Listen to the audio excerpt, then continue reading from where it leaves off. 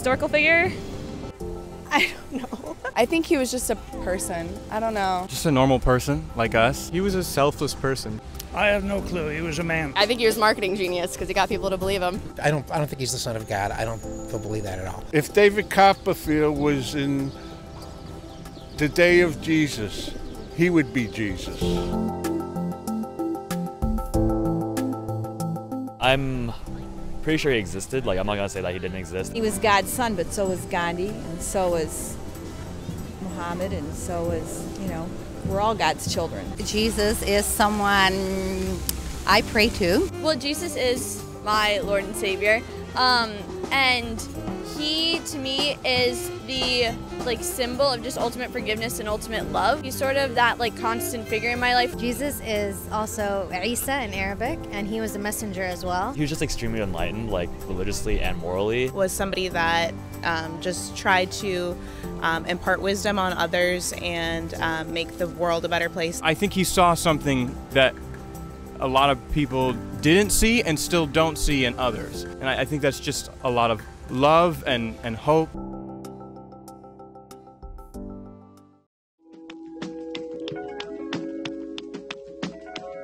This is the same kind of conflict that was going on in the book of Galatians.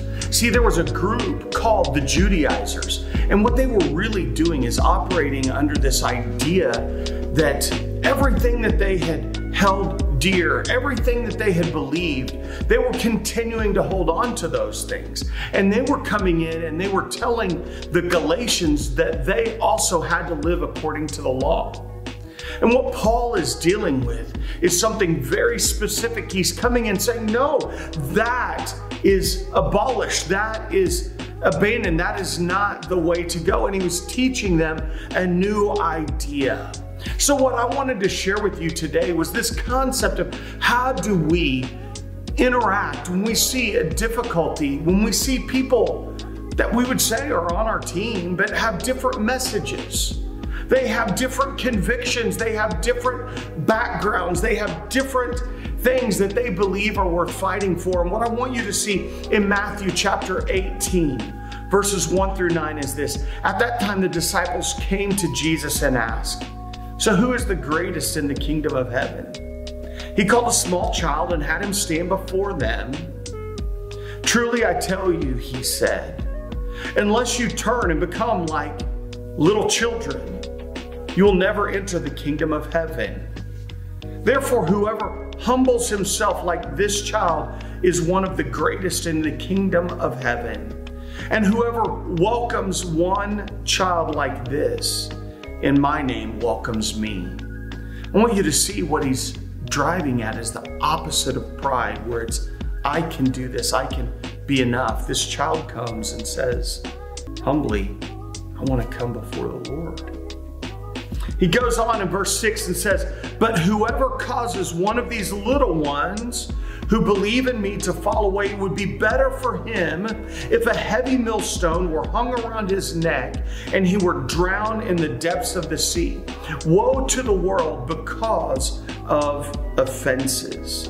For offenses will inevitably come, but woe to that person by whom the offenses come. If your hand or your foot causes you to fall away, cut it off and throw it away. It is better for you to enter life maimed or lame than to have 2 hands or 2 feet and be thrown into eternal fire.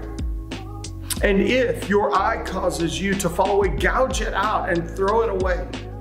It is better for you to enter life with 1 eye than to have 2 and be thrown into hellfire. What is he talking about?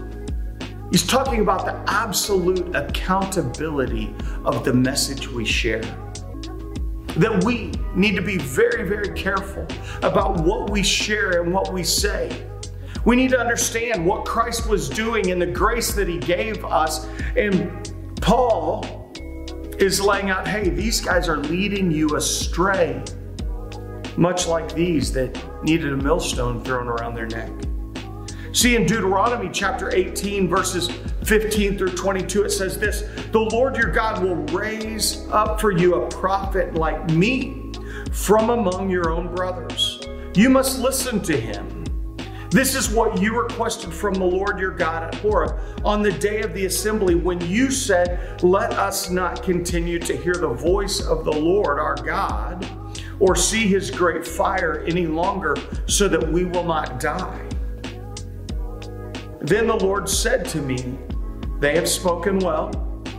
I will raise up for them a prophet like you from among their brothers. I will put my words in his mouth, and he will tell them everything I command him. I hold accountable whoever does not listen to my words, that he speaks in my name. But the prophet who presumes to speak a message in my name that I have not commanded him to speak, or who speaks in the name of other gods, that prophet must die. You may say to yourself, how can we recognize a message the Lord has not spoken? When the prophet speaks in the Lord's name and the message does not come true or is not fulfilled, that is a message the Lord has not spoken. The prophet has spoken it presumptuously. Do not be afraid of him. See, he lays it out that God has specific intentions about sharing people to go and share his message, to take people and have them deliver his message. Then we see here in 1 John chapter 4, verses 1 through 6. Dear friends, do not believe every spirit, but test the spirits to see if they are from God. Because many false prophets have gone out into the world. This is how we know the Spirit of God. Every spirit that confesses Jesus Christ has come in the flesh is from God. But every spirit that does not confess Jesus is not from God. This is the spirit of the Antichrist, which you have heard is coming. Even now, it is already in the world. You are from God, little children, and you have conquered them because the one who is in you is greater than the one who is in the world. They are from the world. Therefore, what they say is from the world, and the world listens to them. We are from God. Anyone who knows God listens to us. Anyone who is not from God does not listen to us. This is how we know the spirit of truth and the spirit of deception. What I want you to see is that there is religious markings around the world of work harder, do more, behave better. And all of those are based on what I can do. And as we look at ourselves, we realize that that is not placing faith in what he has already done. When we look at these conflicting messages, we see that God has sent messengers. But we see that other people will go out and presume to share their own message. And so as we dive into the book of Galatians, I want you to have an opportunity to where you look and say, what is the gospel? What does it say to me? How does it speak in my life? I want you to also recognize where other people come in and try to add things to that message. And I want you to find great strength and foundation in standing on him.